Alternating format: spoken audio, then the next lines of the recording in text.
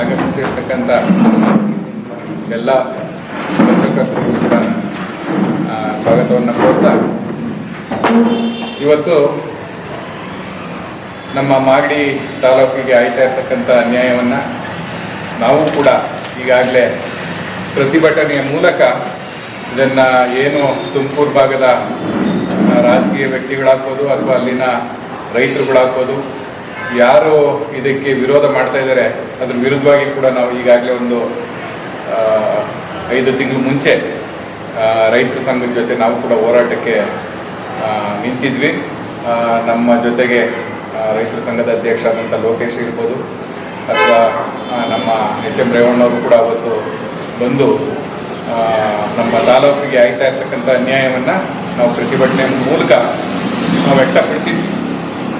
ಹಾಗೆಯೇ ಅದಕ್ಕೆ ಮುಂಚೆ ನಾನು ನಮ್ಮ ತಾಲೂಕಿನ ಶಾಸಕರಿಗೂ ಕೂಡ ನಾನೇ ಫೋನ್ ಮಾಡಿದ್ದೆ, ಬಾಲಕೃಷ್ಣ ಅವ್ರಿಗೆ ನಾನೇ ಫೋನ್ ಮಾಡಿದೆ, ಮತ್ತು ಮಾಜಿ ಶಾಸಕರಾದಂಥ ಮಂಜುನಾಥ್ ಅವ್ರಿಗೂ ನಾನೇ ಫೋನ್ ಮಾಡಿದೆ.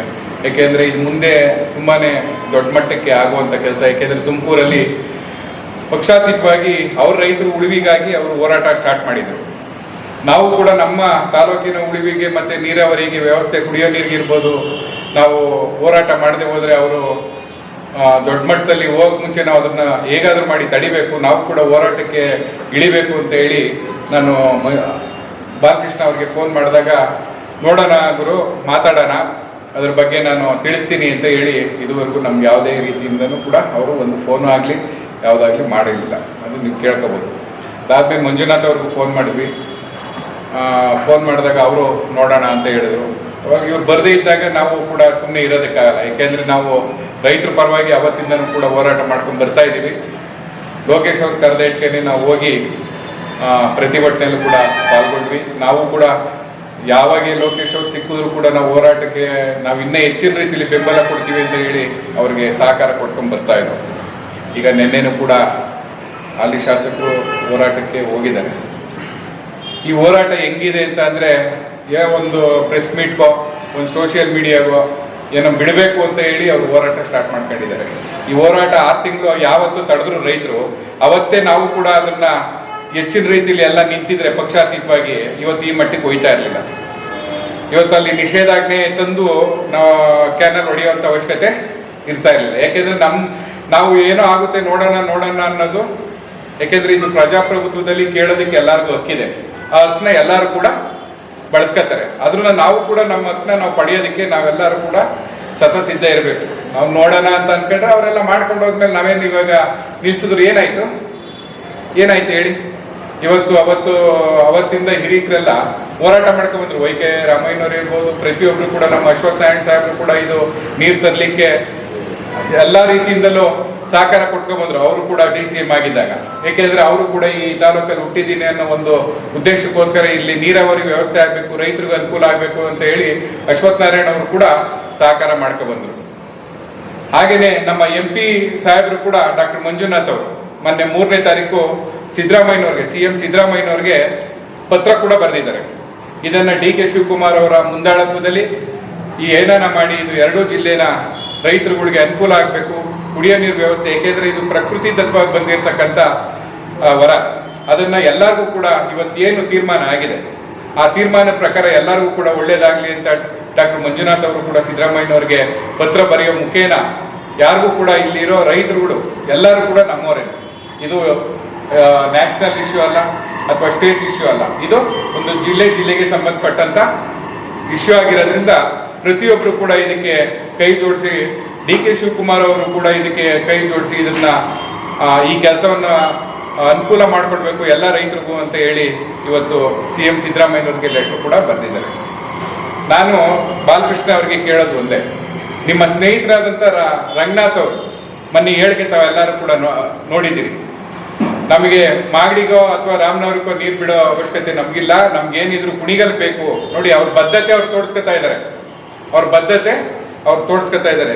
ನೀವ್ಯಾಕೆ ನಿಮ್ಮ ಬದ್ಧತೆಯನ್ನ ನಿನ್ನೆಯಿಂದ ಸ್ಟಾರ್ಟ್ ಮಾಡ್ಕೊಂಡ್ರಿ? ಇದೇ 6 ತಿಂಗಳು ಮುಂಚೆ ನಾವು ಉಗ್ರ ಹೋರಾಟಕ್ಕೆ ನಿಂತಿದ್ರೆ ಈ ಮಟ್ಟಕ್ಕೆ ಬರ್ತಿತ್ತ? ಇವತ್ತು ನಮ್ಮ ರೈತರು ಇವತ್ತು ಕೂಡ 75 ವರ್ಷ ಆದ್ರೂ ಕೂಡ ಸರಿಯಾದ ನೀರಿನ ವ್ಯವಸ್ಥೆ ಇಲ್ಲದೆ ಇವತ್ತು ಹೋಗಿ ನಿಮ್ಮ ಸ್ನೇಹಿತರುಗಳೇ, ನಿಮ್ಮ ಸಮಕಾಲೀನ ಯೋಗೇಶ್ವರ್ ಅವರು ಯಾವ ಮಟ್ಟಕ್ಕೆ ಕೆಲಸ ಮಾಡಿದ್ದಾರೆ, ಯಾರೇ ಕೆಲಸ ಮಾಡಿದ್ರು ಅವ್ರು ನಮ್ಮ ಪಕ್ಷ ಇರ್ಬೋದು, ಮತ್ತೊಂದು ಪಕ್ಷ ಇರ್ಬೋದು, ಯಾವುದೇ ಪಕ್ಷ ಇರ್ಬೋದು, ಕೆಲಸ ಮಾಡಿದವ್ರನ್ನ ನಾವು ಗುರುತಿಸುವಂಥದ್ದು, ಗೌರವಿಸುವಂಥದ್ದು ನಮ್ಮ ಕರ್ತವ್ಯ ಅಲ್ವಾ?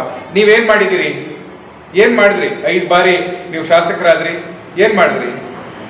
ಬರೀ ರಾಜಕೀಯನೇನೆ ಜೀವನ ಆಗೋದ್ರೆ ಮತ್ತೆ ಇಲ್ಲಿ ನಿಮ್ಗೆ ಓಟ್ ಹಾಕ್ತಂತ ಜನಗಳು ಏನಾಗ್ಬೇಕು, ಇಲ್ಲಿನ ರೈತರು ಏನಾಗ್ಬೇಕು, ಇಲ್ಲಿನ ಬಡವರು ಏನಾಗ್ಬೇಕು, ಅದನ್ನೆಲ್ಲ ತಾವೆಲ್ಲ ಅದನ್ನ ಯೋಚನೆ ಮಾಡ್ತಾ ಇದ್ದೀರಾ? ಏನೋ ಬಾಯಿ ಬಂದಂಗೆ ಮಾತಾಡ್ಕೊಂಡು ಹೋದ್ರೆ ನಾವು ರಾಜಕೀಯದವ್ರು ಆಯ್ತೀವ? ರಾಜಕೀಯ ಅಂದ್ರೆ ಸೇವೆ ಮಾಡೋದಕ್ಕೆ ತಾನೇ ಬಂದಿದ್ದೀವಿ, ರಾಜಕೀಯ ಮಾಡೋದಕ್ಕೆ ಬಂದಿದ್ದೀವಿ. ನಾವಿಲ್ಲಿ ಸೇವೆ ಮಾಡಿ ಯಾವತ್ತೂ ಕೂಡ ಜನಗಳಿಗೆ ಒಳ್ಳೇದಾಗೋ ರೀತಿ ಕೆಲಸ ಮಾಡ್ಬೇಕಲ್ವಾ? ನೋಡೋಣ ಅಂದ್ರೆ ಏನು ನೋಡೋದಕ್ಕಾಗಲ್ಲ. ಈಗಾಗಲೇ ಅವರು ನಿಷೇಧಾಜ್ಞೆ ಇದ್ರೂ ಕೂಡ ಉಗ್ರ ಹೋರಾಟಕ್ಕೆ ತಗೊಬಂದ್ರು, ಸ್ಟಾಪ್ ಮಾಡಿಸಿದ್ರು. ಕೆಲಸನ ಮಾಡಿ ನಿಮ್ ಜೊತೆ ನಾವ್ ಇದ್ದೀವಿ, ನಮ್ಮ ರೈತರಿಗೋಸ್ಕರ ನಮ್ಮ ಪ್ರಾಣ ಬೇಕಾದ್ರೂ ಕೊಡೋಣ ನಾವೆಲ್ಲರೂ ನಿಂತ್ಕೊಂಡು. ಏನು ಹುಟ್ಟಿರೋ ಒಂದು ಜೀವ ಹೋಗುತ್ತೆ ಒಂದ್ಸರಿ, ಏನೇನು ತೊಂದರೆ ಏನಿಲ್ಲ. ಈಗ ಡಿ ಕೆ ಶಿವಕುಮಾರ್ ಅವರು ಕೂಡ ಹೇಳಿದಾರಲ್ಲ, ನೀರ್ ತರ್ತೀವಿ ಇಲ್ಲಿಗೆ ಅಂತ, ಎಕ್ಸ್ಪ್ರೆಸ್ ಕ್ಯಾನಲ್ ನಡೀರಿ ಹೊಡ್ಸೋಣ. ಇಲ್ಲ ಹಳೆ ಯೋಜನೆ ಪುನಃ ಮತ್ತೆ ಅದನ್ನ ಸ್ಟಾರ್ಟ್ ಮಾಡಿ, ಇಲ್ಲ ಅಂದ್ರೆ ಯಾರಿಗೂ ತೊಂದರೆ ಆಗ್ದಂಗೆ ನೀರ್ ತಗೊಬರೋಣ. ಈಗ 3 ಪಕ್ಷನೂ ಕೂಡ ನಾವೆಲ್ಲರೂ ನಿಂತ್ಕೊಂಡು ಕೆಲಸ ಮಾಡ್ಸೋಣ, ನಡೀರಿ. ಇಲ್ಲ ಅಂದ್ರೆ ಇಲ್ಲಿಂದ ಮಾಗಡಿ ತಾಲೂಕಿಂದಾನೇ ನಾವು ಹೊಡ್ಸೋಣ ಕೆನಲ್ನ. ಆ ಕಡೆಯಿಂದ ಇವಾಗ ಸ್ಟಾಪ್ ಮಾಡಿದಾರಲ್ವಾ, ಈ ಕಡೆಯಿಂದ ಸ್ಟಾರ್ಟ್ ಮಾಡ್ಸೋಣ, ನಡೀರಿ. ನಾವೆಲ್ಲದಕ್ಕೂ ಕೂಡ ಸಿದ್ಧ ಇದ್ದೀವಿ. ನಮ್ಮ ರೈತರ ಪರವಾಗಿ, ನಮ್ಮ ತಾಲೂಕಿನ ಪರವಾಗಿ, ನಮ್ಮ ಜನಗಳ ಪರವಾಗಿ ಬಿಜೆಪಿ ಯಾವತ್ತೂ ಕೂಡ ಅವ್ರ ಪರವಾಗಿರುತ್ತೆ. ಏನು ರಾಜ್ಯ ನಾಯಕರುಗಳು ಕೂಡ ಕೆಲವರು ಕಾಂಗ್ರೆಸ್ ಇದರಲ್ಲಿ ತುಮಕೂರ್ಗೆ ಹೋಗಿ ಅಲ್ಲಿ ಸಪೋರ್ಟ್ ಮಾಡಿದ್ದಾರೆ.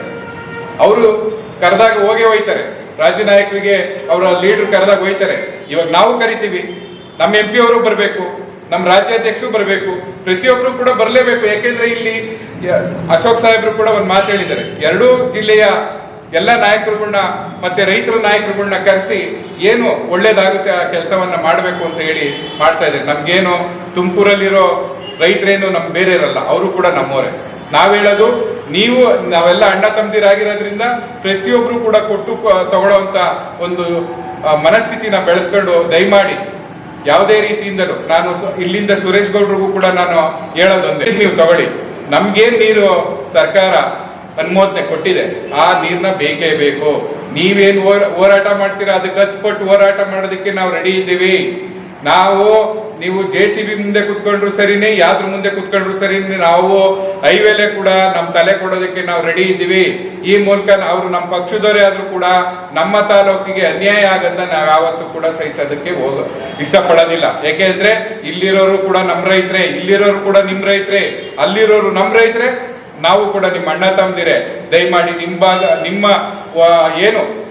ನಿಮ್ಮ ಒಂದು ಇದಕ್ಕೆ ಭಾಗಕ್ಕೆ ಬಂದಿದೆ ನೀರು, ಅದನ್ನ ನೀವು ತಗೊಂಡು ನಮ್ಗೆ ಬಿಡಿ, ಕೆಲಸ ಆಗೋದಕ್ಕೆ ಅವಕಾಶ ಮಾಡಿಕೊಡ್ಬೇಕು ದಯಮಾಡಿ. ಇಲ್ಲ ಅಂದ್ರೆ ಇದೇ ಉಗ್ರ ಹೋರಾಟವನ್ನ 3 ಪಕ್ಷಕ್ಕೆ ಇವ್ರು ಯಾರು ತಗೊಳ್ಳಿಲ್ಲ ಅಂದ್ರೆ ನಾನಂತೂ ತಗೊಂಡೇ ಅಂತೀನಿ. ಮಂಜಣ್ಣ ಅವ್ರು ಬರ್ತಾರ, ಬಾಲಕೃಷ್ಣ ಅವ್ರು ಬರ್ತಾರ, ಇನ್ನೊಂದು ವಾರ ನಾವು ಕೂಡ ಕಾಯ್ತೀವಿ.